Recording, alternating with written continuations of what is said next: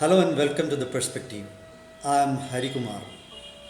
A Facebook post by former Deshabhimani Associate Editor G Sakthidharan that Kerala Chief Minister Pinarayi Vijayan and Kerala Industries Minister P. Rajiv collected unaccounted money to the tune of rupees 2.35 crore while at Kochi office of the Deshabhimani a few years ago and took the money to Thiruvananthapuram in a car has raised many questions. I didn't use the phrase has sparked a controversy or kicked up a political storm, etc. Because allegations against Kerala Chief Minister involving money transactions or corruption allegations or graft allegations have become almost a daily feature in Kerala politics at present. However, you may be wondering that despite such serious allegations, why the Pinarayi Vijayan led LDF government got a second term in the last elections.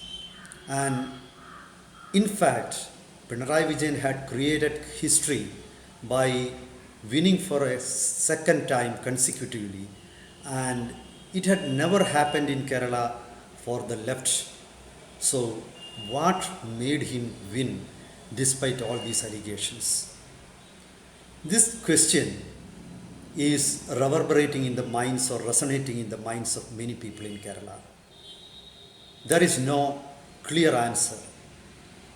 In today's post, Mr. Sakthidharan, while raising the charge, he said that his charge is not going to make any impression or not going to make any change in Kerala politics. The reason he says Pinarayi Vijayan has created a myth or there is something like Pinarayism in Kerala. Maybe it's true. There are many people who believe that Pinarayi Vijayan is invincible and he is the most powerful politician in Kerala. To a certain extent, it is true also, because prior to Pinarayi Vijayan, no CPIM chief minister had controlled the government as well as the party. When EMS Namboodiripad was first, he became the chief minister of United Communist Party. M.N. Govindan Nair was a very powerful party state secretary, and that continued even later. Like when E.K. Nayanar was the chief minister, Mr. V.S. Achuthanandan was a very powerful state secretary. So, despite, and even when Achuthanandan became chief minister, Mr. Pinarayi Vijayan was a very powerful state secretary. So, there is some truth in the school of thought that Pinarayi Vijayan is a very powerful person, and perhaps that image, that badass image, helps him to retain power, and people are not bothered about corruption allegations. So they think that in politics it is common. So let us analyze why, despite a volley of charges, starting from the SNC Lavlin case, through the gold smuggling case, through the sprinkler case, and of the latest is the finding by the income tax department, a settlement board or interim settlement board of the income tax department, that Pinarayi Vijayan's daughter Veena Vijayan and her company Exalogic had received a sum of nearly 1.8 crore from a public limited company, Cochin Minerals and Retails Limited or CMRL, and its owner Shashidharan Kartha. So allegations have been many. So why did people refuse to take these allegations seriously? Why did it fail to make any impact in Kerala politics? Let us analyze. There may be two reasons. Either the allegations may be fabricated or Pinarayi Vijayan may be very powerful to ride out all these political storms. Or there may be some powerful people, or there may be some peculiar situations helping him to ride out the crisis. I'm not able to give you an exact, a precise answer for this. But let us analyze anyway. So, let us start with the SNC Lavlin case. In the SNC Lavlin case, in which Pinarayi Vijayan has been exonerated by Kerala High Court, the CBI has filed a review petition in Supreme Court of India. However, the appellant postponed the case for the 33rd time recently. Perhaps this is a world record. So it is not the defendant who requested the court to postpone the hearing. Actually, the CBI had requested the court to postpone, and many judges recused themselves from the case in High Court and Supreme Court. It's not a simple thing. So that underlines the fact that Pinarayi Vijayan may be a very powerful person. So this raises doubt in the minds of people whether he has really been exonerated or he is being helped by someone else. There are many allegations that the BJP doesn't want to land Pinarayi in a dock because at present it may result in, or it may give some advantage to Congress in Kerala, which the BJP doesn't want. That may be, I don't know. These are the apprehensions or some of the conclusions. Maybe some of them may be informed conclusions that are rampant in the society. And then there is another factor that despite all these allegations, why Pinarayi Vijayan is still retaining control over the party? Similar allegations have been raised against many people, and they all had to suffer. Even CPIM State Secretary Kodiyeri Balakrishnan had to answer many questions raised against his children. But in the case of Pinarayi Vijayan, he has been very fortunate not to face or not to get forced to answer such irritating questions. So that one factor is the power he wields, or somewhere he is getting help. The second factor could be, a peculiar political situation in Kerala. If we go down memory lane, we find that right from around 2006, when after V.S. Achuthanandan became the Chief Minister of Kerala, the left have gained an edge over Congress-led UDF in Kerala.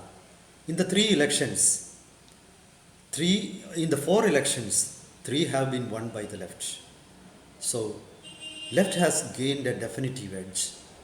And after K. Karunakaran, the Congress leaders in Kerala are reluctant to take Pinarayi in his den or take the bull by its horns, to say it metaphorically.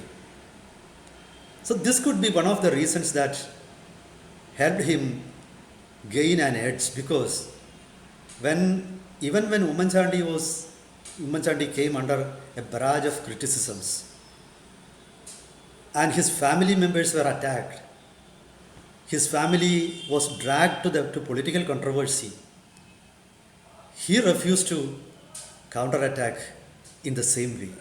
So that might have helped communists in a great deal. So this built an aura of invincibility.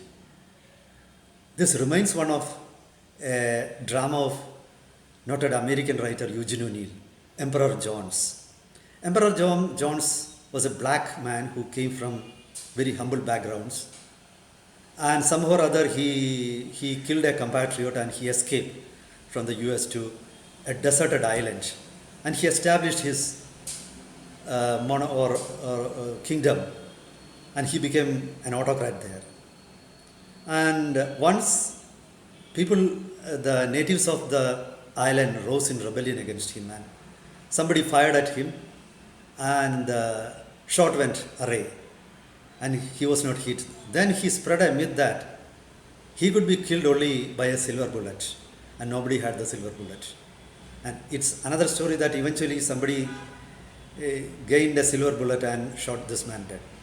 Perhaps it remains of such situations that there is a myth that Pinarayi Vijayan is invincible.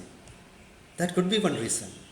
But anyway, the reluctance of the opposition to go hammer and tongs against the chief minister could be another reason. What prevents them from going all out against the chief minister when it will bring them political dividends? The reason is, in present Kerala politics, the people or the leaders across the aisle are all, it is alleged that they are all corrupt. For example, in the monthly payment charges, it's not charge, a finding of payment by CMRL Managing Director Chaches to Pinarayi Vijayan's daughter Veena Vijayan and her company without getting any service in return. The list of beneficiaries include leaders from Congress, Muslim League and other parties. Even the Kerala unit of BJP is now under a cloud of allegations that Mr. Sakthidharan wields enormous influence in BJP also. So this could be one of the reasons that the common man, the peasants, the rank and file thinks that there is an undercurrent that connects all the leaders across all political parties, and politics is totally corrupt. So this is a very dangerous conclusion. So people think that if everybody is corrupt, why should Pinarayi alone be declared guilty? So people are ready to let him off. Maybe people think that we need a powerful leader. That could be another reason. Maybe there are other aspects like the rise of BJP at the center might have polarized Kerala politics, and minorities, at least those who adhere to radical Islam, they think that the CPIM or Pinarayi Vijayan is best suited to fight the BJP. He's the best leader to give them protection. Perhaps such a string of factors might be helping him. Or as Mr. Sakthidharan himself said today, wrote in his post, he says that since there is a belief in the society that there is an overwhelming Pinarayism in the society, charges may not make an impact all on a sudden. But he says, like in Bengal, when a matching opposition rises, this cannot go on for eternity.